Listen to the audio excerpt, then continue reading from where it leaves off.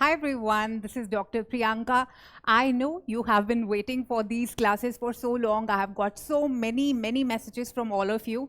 So yes, this initiates our batch, which is Sarthak. Yes, the first class, the first concept as well as previous year question class at Physics Wala. So without wasting any time, dear students, let us start with the very first unit, that is educational studies, and practice some very important previous year questions. And here we go. Let's start with the first question, which is, which of the following Indian schools of philosophy rejects the Vedic authority? Now you know, ये वाला जो question है ये 2022 के paper में जो है पूछा गया है, एंड इसमें से आंसर क्या होगा? कौन सा Indian school of philosophy reject करता है वैदिक अथॉरिटी को? यानी वैदिक अथॉरिटी का मतलब क्या हुआ? वैदिक अथॉरिटी का मतलब हो गया वेदास। कौन सा ऐसा इंडियन स्कूल है जो रिजेक्ट करता है वेदास की बिलीफ को या उपनिषद फिलॉसफी को? तो आप जानते हो कि इंडियन स्कूल ऑफ फिलॉसफी जो है वो डिवाइडेड है ऑर्थोडॉक्स स्कूल और हेटेरोडॉक्स स्कूल में। तो जो ऑर्थोडॉक्स स्कूल जो होता है वो बिलीव करता है वेदास में, और उसके अंदर आते हैं आपके वेदांत का स्कूल, सांख्य, योग का, वैशेषिका, मीमांसा और न्याय, राइट। तो यहाँ पे पूछा गया है कौन सा इंडियन स्कूल रिजेक्ट करता है वैदिक अथॉरिटी को? तो हेटेरोडॉक्स स्कूल यानी कि नास्तिक स्कूल जो कि रिजेक्ट करते हैं वेदास को, जो आपके सिलेबस में है, वो है Jainism, Buddhism and Charvaka philosophy. तो आप देखिए, सांख्य फिलॉसफी बिलीव करती है वेदास के अंदर, न्याय फिलॉसफी बिलीव करती है, वैशेषिका ऑर्थोडॉक्स स्कूल है यानी वैदिक अथॉरिटी को बिलीव करती है, तो Charvaka philosophy, Charvaka school of philosophy जो है वो हेटेरोडॉक्स स्कूल है, तो इसका आंसर वो होगा। इसी से रिलेटेड क्वेश्चन शिफ्ट 2 में जो है वो पूछा गया था, वो शिफ्ट 1 का क्वेश्चन था। देखिए, एक ही कॉन्सेप्ट है, उसी से कैसे डिफरेंट क्वेश्चन जो है वो पूछे जा रहे हैं, तो ये लेटेस्ट क्वेश्चन है, ध्यान रखिएगा। Question number 2, which of the following Indian school of philosophy does not reject Vedic authority? So students, आपने नोटिस किया कि सेम क्वेश्चन है लेकिन उसकी कॉम्प्लेक्स फ्रेमिंग जो है वो की गई है। उसमें क्या पूछा गया था? कौन सा स्कूल रिजेक्ट करता है। शिफ्ट 2 में क्या बोला गया? कौन सा school of philosophy, Indian school of philosophy does not reject. तो अभी हमने क्या किया था? Sankhya philosophy, Sankhya philosophy along with Vedanta philosophy, Vaisheshika, Mimamsa, Nyaya, सांख्य, ये वैदिक अथॉरिटी को मानते हैं। चार्वाक फिलॉसफी, बुद्धिज्म और जैन फिलॉसफी विश्वास इसके अंदर नहीं करते। तो आपका आंसर आ गया ये। Now coming to the next question, which of the following statements are true? Veda is not the name of any particular book. The hymns of Rig Ved are composed in the praise of God. Vedic teachings belong to the Karma Marg, and Upanishads are also called Vedant, and Vedant is the last part of Yajurved. Now dear students, ये इसके options दिए गए हैं और आप देख सकते हो कि चार ऑप्शंस है इन क्वेश्चंस को। ये बिल्कुल out of the box questions होते हैं, तो इनको मार्क करने का एक तरीका होता है, वो ये कि आप देखिए, ये option A B C D में इन्होंने सिर्फ और सिर्फ चार स्टेटमेंट्स को सही माना है, और हमारे पास है 5 स्टेटमेंट्स। तो इसमें से आपको जो एक स्टेटमेंट जो है वो रिजेक्ट करनी है। तो देखें कैसे करते हैं। Veda is not the name of any particular book, 4 books होती हैं आप जानते हो। Hymns of Rigveda are composed in the praise of God. Vedic teachings belong to karma marg. Not necessarily, some of them are. Vedant is the last part of Yajurved. Upanishads are also called Vedant. Upanishadic philosophy को जो है वेदांत philosophy हम कहलाते हैं। तो यहाँ पे आपको सिर्फ और सिर्फ ऑप्शन नंबर सी जो है वो हटाना था। So coming to the next question, which is question number 4. Select the correct 4th, 8th and 12th link in the 12 links of suffering according to Buddha philosophy. तो जो बुद्ध फिलॉसफी है उसके 4 नोबल ट्रूथ्स हैं, राइट। 4 ट्रूथ्स हैं, जिसके अंदर जो पहला ट्रूथ है वो क्या बोलता है कि इस पूरे के पूरे वर्ल्ड में क्या होगा? सफरिंग। अगर आपका जन्म हो गया तो आपको सफरिंग जो है वो मिलेगी, और हर सफरिंग के पीछे जो एक कॉज होता है, और इन्होंने क्या है, इसके 12 कॉजेस दिए थे जो कि मैंने आपको पढ़ाए भी थे। और देखिए एज इट इज उसी में से क्वेश्चन आया है, और तीसरा क्या है कि आप सफरिंग्स को क्या कर सकते हो, you can put an end to sufferings which is known as cessation. और फोर्थ क्या है, फोर्थ बिलीव करता है कि अगर एक पाथ, 8 फोल्ड पाथ जिसको कि लॉर्ड गौतम बुद्धा ने बताया, अगर आप इसको फॉलो करते हो तो आपको मोक्ष, जिसको निर्वाण बोलते थे, वो प्राप्ति हो सकती है। तो 4th, 8th और 12th link as I told you 12 है। तो ऐसे क्वेश्चंस को करते कैसे हैं, आप देखिए, सफरिंग जो होती है, ओल्ड एज और डेथ, वो ब्रिंग करती है सफरिंग। तो आपको ये पता होना चाहिए। 12th तो ये होगा, तो इसको आप ऐसे ही काट सकते हो। उसके पहले जो 4th है, आप देखिए, आपको 6 सेंस ऑर्गन्स, यानी कि आपके सेंस परसेप्शन जो कि कॉज करते हैं सेंस एक्सपीरियंस को। यहां पे क्या आ रहा है, mind, body, organism, craving, suffering, ignorance जो कि सबसे पहला है, तो ये वैसे ही रिजेक्ट हो जाएगा। 4th नंबर पे 6 सेंस आता है, उसके बाद सेंस एक्सपीरियंस, यानी कि हर जो 12 लिंक्स जो हैं वो कनेक्टेड हैं। एंड कमिंग टू कॉन्शियसनेस, ये तो यहीं पे गलत हो गया। तो यहां पे आपका जो सही आंसर होगा वो होगा ऑप्शन नंबर सी, यानी 6 सेंस ऑर्गन्स, जो कि चौथा कॉज है। 8th है सेंस एक्सपीरियंस और 12th है suffering. Now, which of the following statements are true? तो statement number 1 है, Sankhya means the philosophy of right knowledge. Sankhya is a pluralistic spiritualism and an uncompromising dualism. Right knowledge is the knowledge of the association of the Purusha with the Prakriti. Shankaracharya regards Sankhya as the main opponent of Vedanta, which is a right statement. The view of Sankhya Yoga is called Prakritiram Bhavad, if my pronunciation is right. Okay, so देखिए, again you can see that there are 5 statements, out of which you have to select any 3. अब ये कह रहा है कि सही क्या है, ये तो बिल्कुल सही है ना। शंकराचार्य जी जो है वो रिगार्ड करते हैं, क्योंकि सांख्य फिलॉसफी डुअलिज्म में विश्वास करती है और वेदांत मोनिज्म के अंदर, राइट। सांख्य फिलॉसफी बिलीव करती है कि पुरुष और प्रकृति जो है वो मेन एलिमेंट्स हैं जिससे कि वर्ल्ड में या कॉस्मोस में उत्पत्ति होती है। तो देखिए डी कहाँ पे है, ये या ये, यानी कि सही आंसर सी और बी में से जो है वो हो सकता है। Now coming to option number A, Sankhya means the philosophy of right knowledge, और सेकेंड है Sankhya is a pluralistic spiritualism and an uncompromising dualism. तो ये स्टेटमेंट जो है वो सही होगी, और जो कि बी में भी है, यहां पे भी है, सी ऑप्शन में भी है। तो statement number B is correct. And now we come to option number C, that is right knowledge is the knowledge of the association of the Prakriti with Purusha. This is not the right statement, my dear students. It is because जो पुरुष और प्रकृति है वो दोनों ही एक दूसरे से बिल्कुल अलग हैं, right.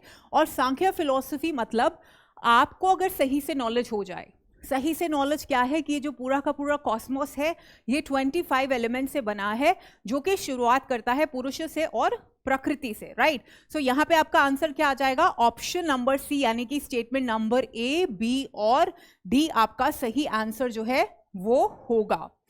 Coming to question number 6, the Sankhya theory that causation means a real transformation of the material cause into effect, it logically leads to the concept of evolution as the ultimate cause of the world objects. Statement 2 कहता है, the second type of ultimate reality admitted by the Sankhya is the self. The existence of the self must be admitted by all. So in the light of the above statements, आपको choose करना है कि कौन सा statement जो है वो correct है। सो ऑप्शन ए कह रही है कि दोनों स्टेटमेंट सही हैं, ऑप्शन बी कह रहा है दोनों की दोनों गलत हैं, ऑप्शन सी कह रहा है एक स्टेटमेंट ट्रू है यानी स्टेटमेंट नंबर 1, और ऑप्शन डी कह रहा है सिर्फ और सिर्फ स्टेटमेंट 2 जो है वो सही है। तो the Sankhya theory that causation means a real transformation, material cause into effect, it logically leads to the concept of evolution.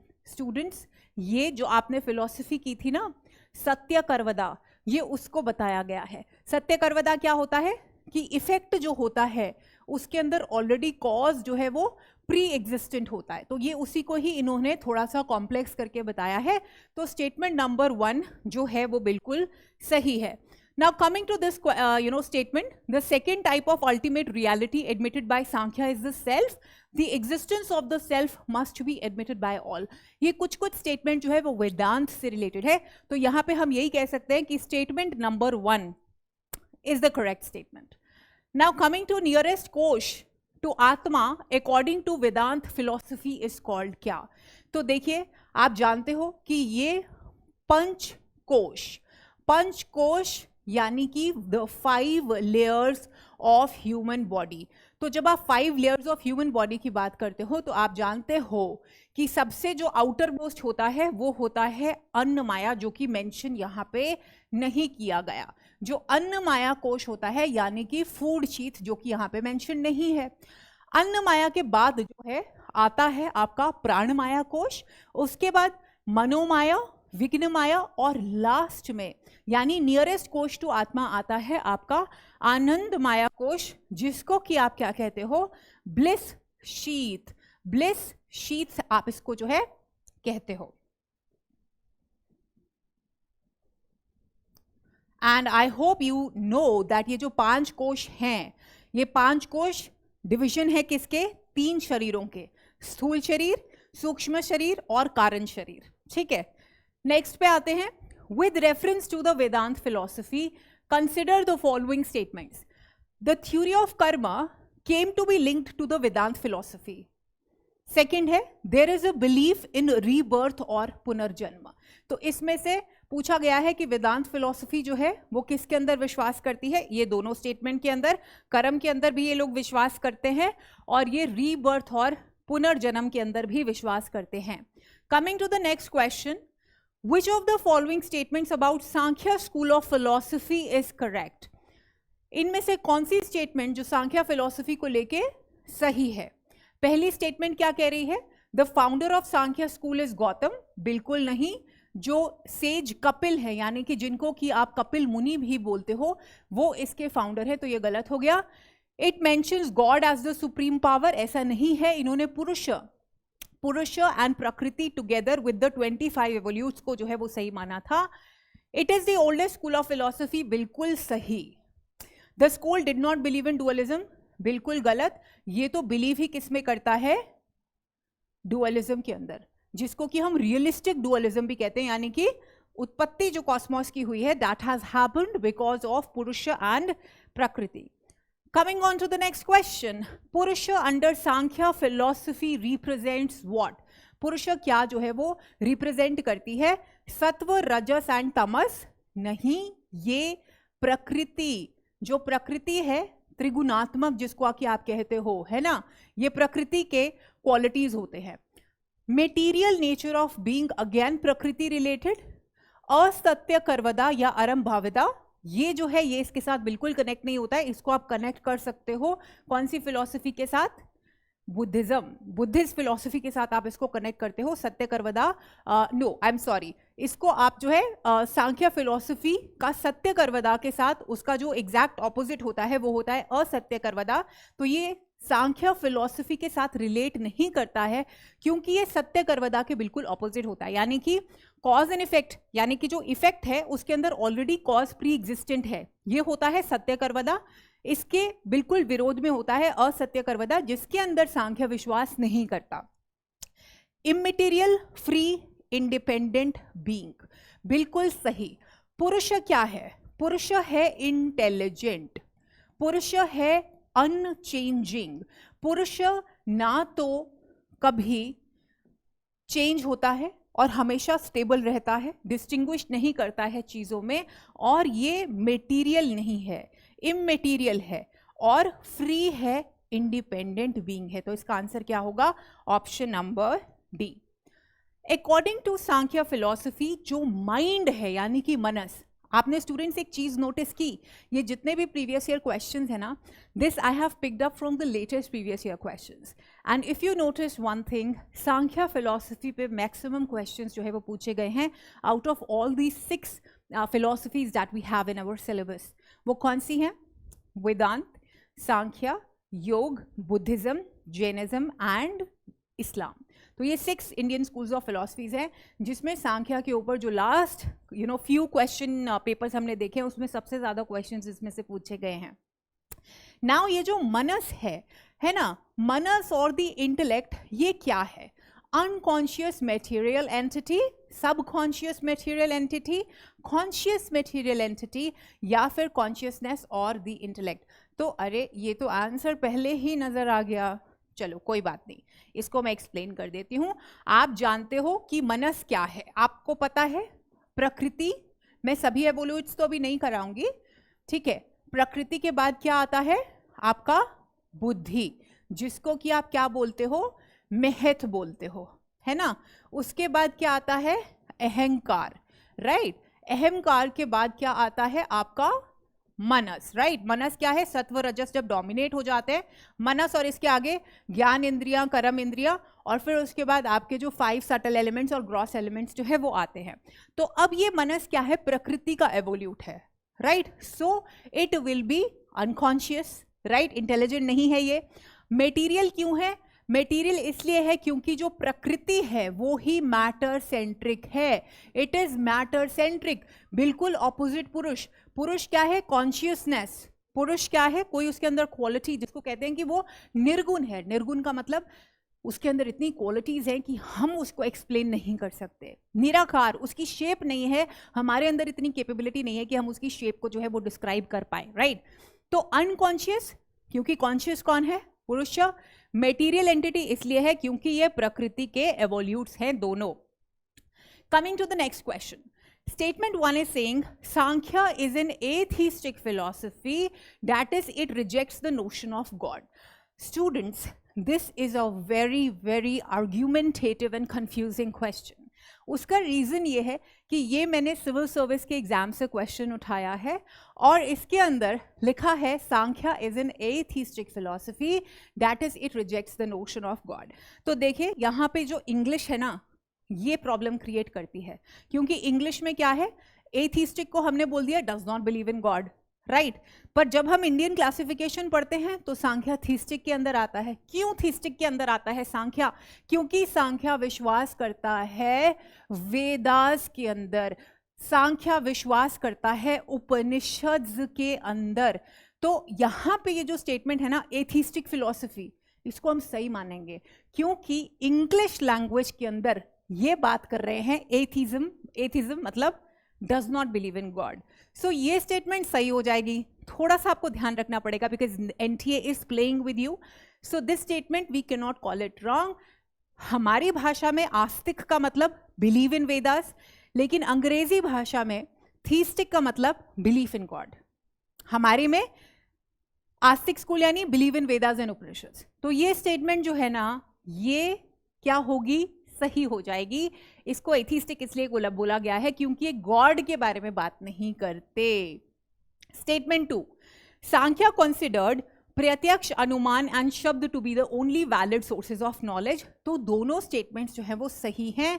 Statement सही इसलिए है क्योंकि सांख्य स्कूल ऑफ फिलॉसफी मानती है कि जो वेदांत जिन 6 प्रमाणों के बारे में बात करती है, प्रत्यक्ष, अनुमान, उपमान, अर्थापत्ति, अनुपलब्धि और शब्द, ये मानते हैं कि अर्थापत्ति, अनुपलब्धि जो है और उपमान जो है वो इन्हीं से ही निकले हुए हैं. तो ये 6 के 6 प्रमाणों में विश्वास ना करते हुए इन 3 प्रमाणों में विश्वास करते हैं स्टूडेंट्स. तो दोनों की दोनों स्टेटमेंट्स जो है it is correct.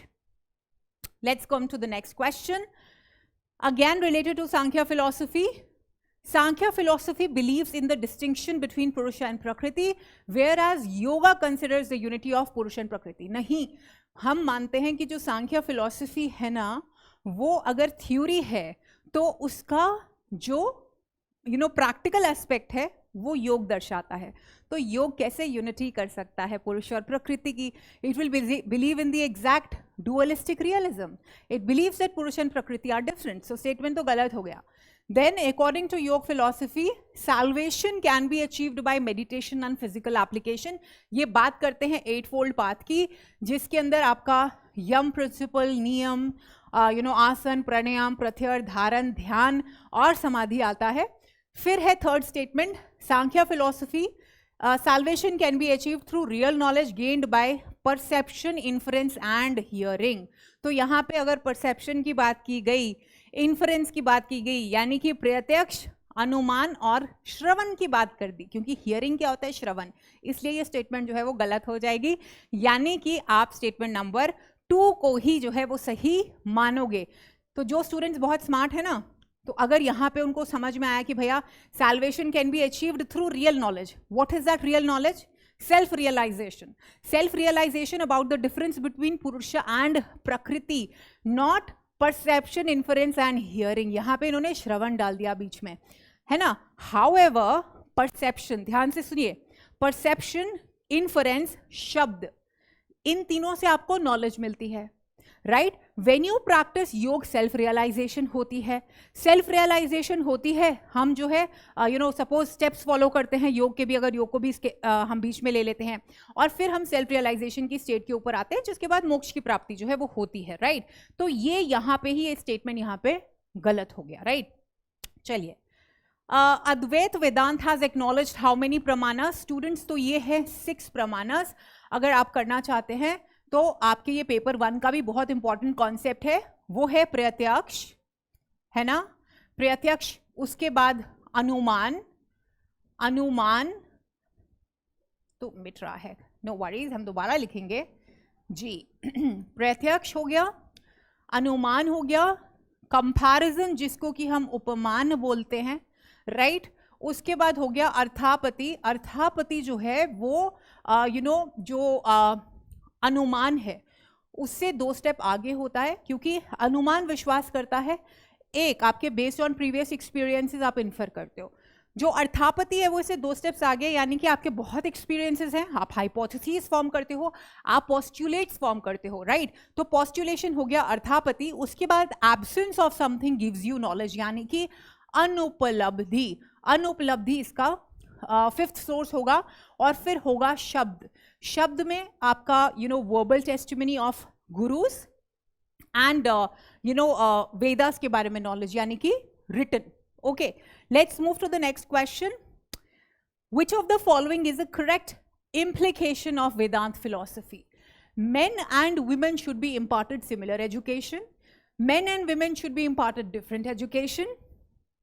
Women should not be imparted education at all, and Vedant philosophy does not offer any comment on women education. तो अगर आप वैदिक टाइम्स की बात करते हैं तो गुरुओं की बात तो की गई, लेकिन फीमेल गुरुज भी जो है वो होती थी. मैत्री उनमें से एक हैं, राइट. तो ये वेदांत फिलॉसफी जो है वो बिलीव करती थी कि मेन और women they are equally they have the right for education, they should be educated, and guru की जो उपाधि होती है उस पर भी मेल और फीमेल का इक्वल अधिकार होता है. So coming to the question number 17, ये थोड़ा सा इन्होंने कंफ्यूज करने की कोशिश की गई है इसमें हमें एनटीए ने. तो चलिए पढ़ते हैं. रैशनलिस्टिक, ये कह रहे हैं कि फाइंड द करेक्ट पेयर. तो ये इन्होंने आपको 5 स्टेटमेंट दी हैं, और अगेन आपको क्या देखना है कि सिर्फ और सिर्फ 3 स्टेटमेंट्स ही सही हैं. ये कहते हैं कि रैशनलिस्ट कौन है? Teacher as a source of ideas, facts and information. Empiricist, teacher as a demonstrator of process. देखिए ये सही है, राइट. एम्पिरिकल चीज होती वही है जिसको कि आप प्रूव कर सकते हो, right. Then is existentialist, teacher as a facilitator of choices. Teacher सिर्फ और सिर्फ आपको फैसिलिटेट करता है, लर्निंग जो है वो आपको खुद से करनी होती है. आपको पता है existentialism believes in freedom, believes in subjectivity, emotions, right. तो ये भी सही है. Pragmatism, teacher as a controller, absolutely wrong. Idealist क्या बोलता है? Teacher as a friend, philosopher and guide. Teacher एक गुरु की तरह है. तो आप ये मान के चलिए कि रैशनलिस्ट में आपको जो टीचर है वो आइडियाज तो देगा, साथ में फैक्ट्स भी देगा. तो ये स्टेटमेंट जो है वो सही है. उसके बाद एम्पिरिसिस्ट भी वही है जो आपको डेमोन्स्ट्रेट करके ऑब्जेक्टिवली चीजें जो है वो दिखाएगा. तो भी सही है. एग्जिस्टेंशियलिस्ट टीचर यहाँ पे as a facilitator of choices. अगर आप फैसिलिटेटर बोलते हो तो ये स्टेटमेंट करेक्ट होती, लेकिन यहां पे उसने बोल दिया चॉइसेस, यानी कि आपको जैसे मैंने बताया कि फ्रीडम देता है वो, है ना. एग्जिस्टेंशियलिज्म क्या बोलता है कि फ्रीडम है, लेकिन यहाँ पे आपको उसने चॉइसेस दे दी हैं, यानी कि आपकी फ्रीडम को भी लिमिट कर दिया है कि जैसे फॉर एग्जांपल आपको शोरूम में लेके जाया जाए और बोले यहाँ पे 100 कपड़े जो है आपकी ड्रेसेस पड़े, आप इनमें से कोई भी 10 ले लीजिए. So in a way he has limited you with the choices. That will be wrong. Otherwise teacher is a facilitator, but this makes it wrong. और ये हमने कैसे पाया? ये देख के, ऑप्शंस देख के, क्योंकि इसके अंदर जो ये है स्ट्रॉन्गेस्ट है. आप देख सकते हो option number C will be correct. इसको यहाँ पे हम कट करेंगे, ये कट करेंगे, ठीक है. 1 सेकेंड, ये गलत हो गया. Let's do it again. Now let's move to the next question. Find the correct pairs. अब यहाँ पे इन्होंने हमें 5 स्टेटमेंट्स दी हैं इनफैक्ट, और इन्होंने बोला है कि आप बताइए कि इसमें से कौन सा पेयर जो है वो सही है, और 5 में से 3 हमें चूज करने हैं. तो रैशनलिस्ट टीचर इन्होंने बोला is a source of ideas, facts and information. तो ये सही है क्योंकि एक रैशनलिस्ट टीचर जो है वो हमें प्रोवाइड करता है फैक्ट्स भी, information. Fact is very very important. अगर वो आपको कुछ पढ़ा रहा है तो उसके पीछे फैक्ट्स जो है वो आपको दे रहा है. एम्पिरिसिस्ट कौन है? एम्पिरिसिस्ट टीचर वो है जो आपको अगर चीजें सिखा रहा है तो वो उसको डेमोन्स्ट्रेट करके भी दिखा रहा है. एग्जिस्टेंशियलिस्ट टीचर कौन है?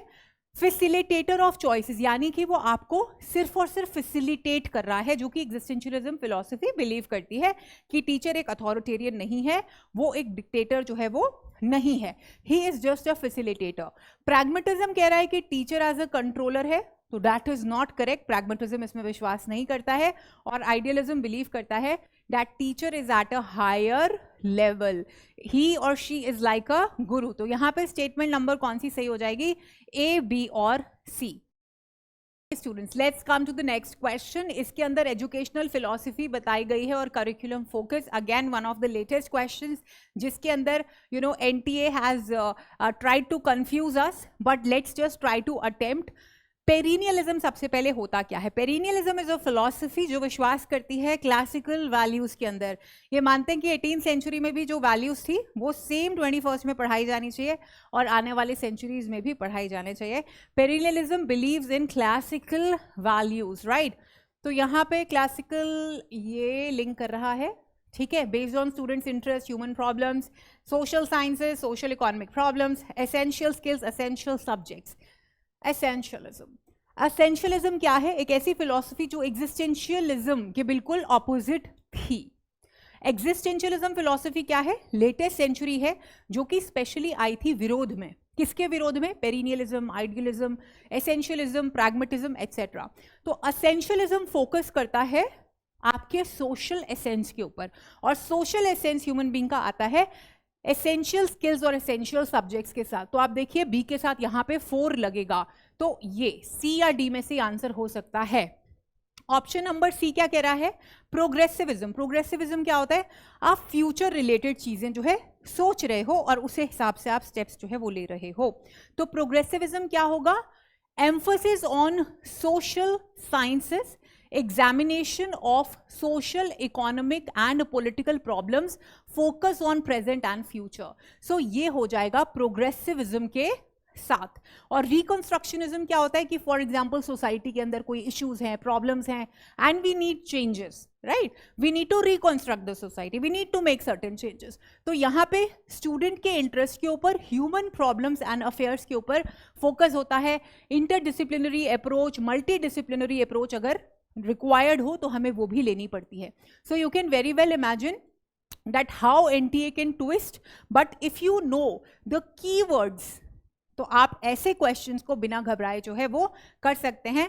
तो यहाँ पे सही कौन सा होगा? ऑप्शन नंबर डी यहाँ पे सही होगा.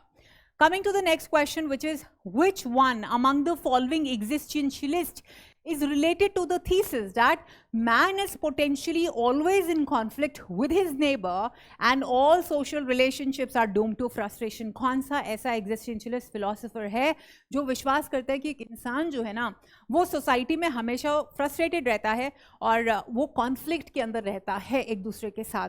तो आप जानते हो, ये तो हमें पहले ही बता रहे हैं कि एग्जिस्टेंशियलिज्म का लिया हुआ क्वेश्चन है, और एग्जिस्टेंशियलिज्म में मैंने आपको बहुत जबरदस्त कीवर्ड्स दिए हैं, वो ये कि जो भी नेगेटिव वर्ड्स आ रहे हैं वो किसने दिए हैं, सार्टर ने दिए हैं, है ना। वो बेसिकली बात हो एसेंस की, लोनलीनेस की वो बात हो, या फिर आपको पता ही है ये बात करते हैं निहिलिज्म की।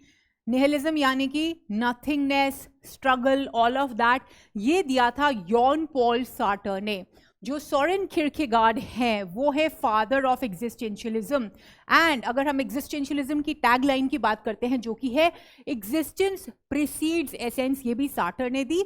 और वर्ड्स लाइक रूटेडलेसनेस, असेंस नहीं है, लोनलीनेस, निहिलिज्म, तो ये सार्टर ने जो है वो दी थी। Karl Jaspers is one of the earlier existentialist who was a theist. Now coming to question number 20, the child, the school and education itself are shaped largely by social and cultural forces was one of the basic principles of which philosophical thought। अभी हमने इससे related question किया है, यानी कि ये पूछ रहे हैं कि रिकॉन्स्ट्रक्शनिज्म के अंदर आता है, पेरिनियलिज्म, एसेंशियलिज्म या फिर logical positivism. Very simple question. Reconstructionism क्या है कि जो बच्चा है, जो स्कूल है, एजुकेशन है, वो इम्पैक्ट होती है किससे, सोसाइटी से। और ये स्ट्रक्चरल फंक्शनलिज्म जो आपका सोशियोलॉजी का भी कॉन्सेप्ट है उससे भी रिलेटेड है। एमिली डर्काइम ने भी इसके बारे में बात की थी। ये कॉन्सेप्ट हाउएवर, जो ये लाइन है, ये यहाँ पे रिकॉन्स्ट्रक्शनिज्म के साथ जाएगी, क्योंकि यहाँ पे शेपिंग की बात की जा रही है, यहाँ पे बात की जा रही है चेंजेस की, कि कैसे सोसाइटी के अंदर सोशल चेंजेस आते हैं और हम उसको अडेप्ट करते हैं। पेरिनियलिज्म कांस्टेंट वैल्यूज की बात करता है, एसेंशियलिज्म एसेंस की बात करता है, लॉजिकल पॉजिटिविज्म बात करता है रैशनलिस्टिक अप्रोच की, तो वो आंसर नहीं होगा, राइट।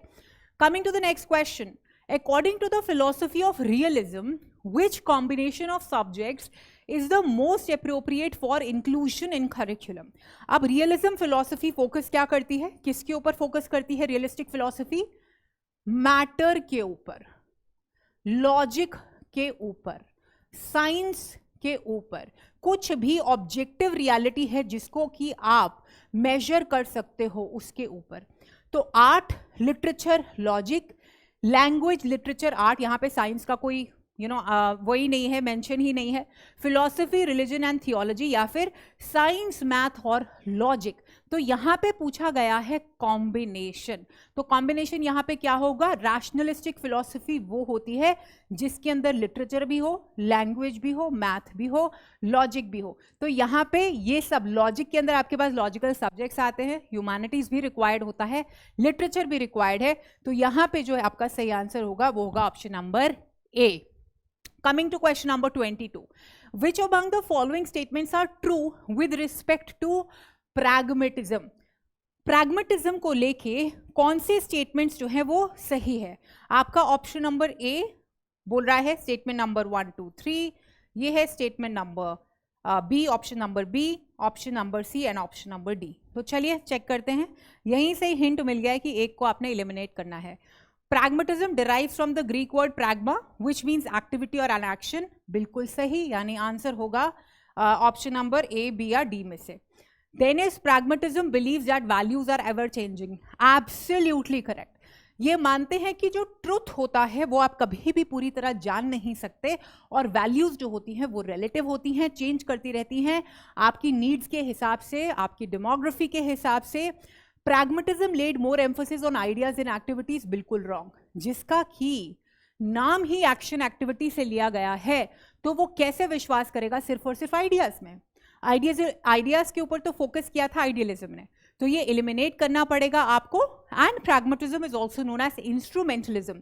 इंस्ट्रूमेंटलिज्म क्या होता है कि कोई भी चीज जो प्रैक्टिकली, जिसको कि आप मैनिफेस्ट करते हो, जिसकी हेल्प से। तो यहाँ पे आपका स्टेटमेंट्स कौन कौन से सही हो जाएंगे, 1, 2 एंड 4 स्टेटमेंट, यानी कि option number B. Coming to the next question, who is the father of pragmatism? तो बहुत स्टूडेंट्स जॉन ड्यूई को मानते हैं, नहीं, जॉन ड्यूई ने प्रैग्मेटिक अप्रोच दी थी, उस पर बहुत काम किया था। आंसर है Charles Sanders Peirce. The process of attaining one's existence as per existentialism, अभी हमने बात की थी जॉन पॉल सार्टर की और सोरेन किरकेगार्ड की। तो आपको मैंने बताया था कि जो भी वर्ड्स हैं एग्जिस्टेंशियलिज्म को लेके, जो भी नेगेटिव वर्ड्स, सैड वर्ड्स हैं, ये किसने दिए हैं, सार्टर ने। तो सार्टर क्या बोलते हैं कि सबसे पहले आपको एसेंस पता चलता है? नहीं, एग्जिस्टेंस प्रीसीड्स एसेंस। हमेशा टैग लाइन याद रखिए, क्या है? एग्जिस्टेंस, है ना, प्रीसीड्स असेंस, यानी आपका एग्जिस्टेंस सबसे पहले जो है वो आता है। अब ये कह रहा है असेंस, स्ट्रगल, पेन, प्लेजर, नहीं, प्लेजर तो लास्ट में आता है। Essence, pain, pleasure, struggle, loneliness ऐसा नहीं है, पहले सारे के सारे स्ट्रगल के वर्ड्स, सैड वर्ड्स आते हैं और लास्ट में जाके आता है आपका असेंस। तो यहां पे क्या देखिए, यहां पे भी अगेन प्लेजर वर्ड आ गया, उसके बाद स्ट्रगल आया, तो ऐसा नहीं होता है, सीक्वेंस में जाते हैं। A person goes through loneliness, he goes through struggle, pain, experiences के बाद अपने आप को पहचान के, एग्जिस्टेंस को पहचान के उसको प्लेजर मिलना, आनंद आना शुरू होता है, वो अपना एसेंस जो है वो पहचानता है। So first come existence, that is your emotions, that is your experience which comes through loneliness, struggle, pain, and then pleasure and then essence.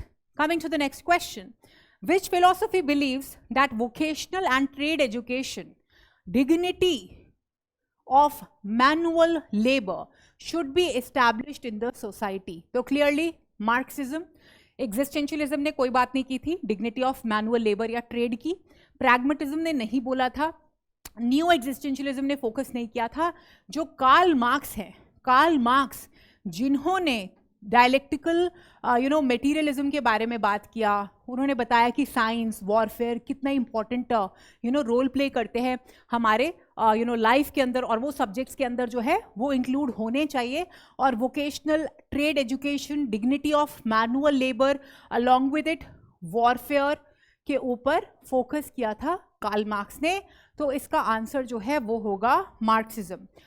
Next question पे आते हैं, Which of the following teaching method is most closely associated with naturalism? Thankfully naturalism पे भी question आया। तो naturalism focus क्या करता है कि भाई नेचर सबसे सुप्रीम है, और नेचर को आप कैसे जान सकते हो? ऑब्जर्व करके, है ना। तो जाहिर सी बात है कि क्लासरूम में बैठने को तो नहीं बोलेंगे, एक्सपेरिमेंटेशन इंक्लूड कर लेंगे बट उस पर फोकस नहीं करेंगे। तो कौन से मेथड के ऊपर फोकस करेंगे? जैसे कि फील्ड स्टडी हो गया, है ना, ऑब्जर्वेशन हो गया। तो चलिए पढ़ते हैं कौन सा रिलेटेड है। लेक्चर मेथड बिल्कुल नहीं, लर्निंग बाय डूइंग इसको हम इंक्लूड कर सकते हैं बट इतना भी स्ट्रॉन्ग ऑप्शन नहीं है, बाकी पढ़ते हैं। प्रॉब्लम बेस्ड लर्निंग, ये भी सही है क्योंकि लाइफ में प्रॉब्लम्स आती हैं, आप उनको जो है सॉल्व करते हो, that is also nature based, right. तो अगेन ये दोनों स्टेटमेंट हम गलत नहीं कह सकते, थोड़ा वीक है। ऑब्जर्वेशन एंड क्लासिफिकेशन, नेचुरलिज्म का कॉन्सेप्ट है क्या है कि बच्चे को लैप ऑफ नेचर में आप पढ़ने लिखने दो, बढ़ने दो। नेचर में वो क्या करता है? इंडक्टिव तरीके से चीज़ों को सीखता है, यानी कि पहला ही स्टेप आता है ऑब्जर्वेशन का, और फिर बच्चा है क्लासिफिकेशन करना शुरू कर देता है। अगर मैं सरल भाषा में बोलूं, इसका मतलब है inductive learning followed by deductive learning. आपने ऑब्जर्व किया, इंड्यूस किया, उसके बाद आप उसे क्लासिफाई करते हो, चीज़ों को समझ जाते हो, डिडक्टिव मेथड की तरह आप उनको क्या करते हो? सेग्रीगेट करना शुरू कर देते हो, क्लासिफाई करना शुरू कर देते हो। तो आंसर क्या सही होगा? Option number D. Now what is the main objective of Marxism? आप जानते हो स्टूडेंट्स, कार्ल मार्क्स जो है वो फोकस करते थे कि एक सोसाइटी जो है वो इक्वल होनी चाहिए, है ना। वो सोशलिज्म से बहुत प्रभावित थे। उनकी जो थ्योरी है उसको मार्क्सिज्म बोलते हैं, और यही थ्योरी जो है जब आप इसको क्लासिफाई करते हो या अप्लाई करते हो तो ये कम्युनिज्म का रूप जो है वो ले लेती है।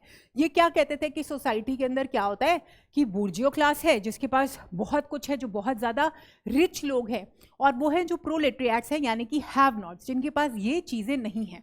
और पूरी की पूरी सोसाइटी की जो एवोल्यूशन हुई है या how the history has taken form into the present and the future is because of the conflict between the haves and the have-nots. The haves are the rich people and the have-nots are those people who do not even have the basic resources. तो ये क्या बोलते हैं कि जब आप stateless society, यानी कि जो सेंटर है, यानी कि जो स्टेट है, जो गवर्नमेंट है, वो सारा होल्ड रखती है सारे के सारे रिसोर्सेज के ऊपर, तो इक्वालिटी यानी इक्वल डिस्ट्रीब्यूशन होती है, कोई भी ऊंच नीच नहीं होती। डिक्टेटरशिप में बिल्कुल विश्वास नहीं करते थे। To establish a strong center, they used to focus on military, strong warfare, protection of weaker section, बिल्कुल ये विश्वास करते थे। लेकिन students, you have to find out the strongest, जिसके अंदर कार्ल मार्क्स ने क्लियरली बोला था स्टेटलेस सोसाइटी जहां पे डिफरेंशिएट नहीं होगा लोगों के बेस के ऊपर। एक क्वेश्चन आया, one common agreement between Gandhism and Marxism, final goal of stateless society, class struggle, abolition of private property, economic determinism. ये सब के सब मार्क्सिज्म से रिलेटेड हैं। अब मैं क्यों कह रही हूं क्लियरली मार्क्सिज्म से रिलेटेड है? क्योंकि गांधी जी ने स्टेटलेस सोसाइटी की बात नहीं की थी, उन्होंने बात की थी किसकी? Casteless society, casteless society. लेकिन यहां पे तो वो ऑप्शन है ही नहीं। तो as I told you, you are intelligent only when you understand the question and you go with the strongest one. तो हम यहाँ पे मान के चल सकते हैं कि उन्होंने क्लास स्ट्रगल की बात तो मार्क्स नहीं की थी, प्राइवेट प्रॉपर्टी भी नहीं होनी चाहिए, स्टेट ओन होना चाहिए, ये भी कार्ल मार्क्स ने कहा था, इकोनॉमिक डिटर्मिनिज्म क्लियरली। तो यहाँ पे आप मान के चल सकते हो गोइंग विद द ऑप्शन कि चलो गांधी जी को हम स्टेटलेस सोसाइटी, यानी कि वो भी यही कहते थे ऊंच नीच नहीं होनी चाहिए, कास्टिज्म नहीं होना चाहिए, तो इसको हम सही मानते हैं। ठीक है, नेक्स्ट क्वेश्चन पे आते हैं। The nature of the theory of realism is, तो रियलिज्म क्या है? रियलिज्म विश्वास करता है साइंस के अंदर, रियलिज्म विश्वास करता है एम्पिरिसिज्म के अंदर, यानी कि वो सभी चीजें जो प्रूव हो सकती है, यानी कि reality, the things are as real as they are in front of you. तो साइकोसेंट्रिक नहीं होगा, साइको मतलब साइकोलॉजी और माइंड रिलेटेड, मैटर सेंट्रिक होगा। Naturocentric would be, focusing more on nature related things. Anthrocentric will be the study of anthropology, that is human beings, life of human beings. तो यहाँ पे ये focus करते थे matter के ऊपर, यानी कि मेटीरियल एंटिटीज के ऊपर। सो स्टूडेंट्स, आई होप आपने आज की जो पहली क्लास है हमारे यहाँ PW पे, UGC net by PW, you must have enjoyed. I enjoyed a lot, and I hope आप ये पूरा का पूरा कोर्स, पूरा का पूरा सार्थक कोर्स जो है आपको बहुत मदद करने वाला है आपके आने वाले एग्जाम में। So don't miss even a single class, attend every class. I promise you that इसी तरह हम क्वेश्चंस को प्रैक्टिस करेंगे, लेटेस्ट क्वेश्चंस को, चैलेंजिंग से चैलेंजिंग क्वेश्चंस को, ताकि आप एजुकेशन के अंदर अपना JRF, अपना नेट दिसंबर 2023 में डेफिनेटली क्रैक कर पाए। So take care of yourself, I will see you all very very soon.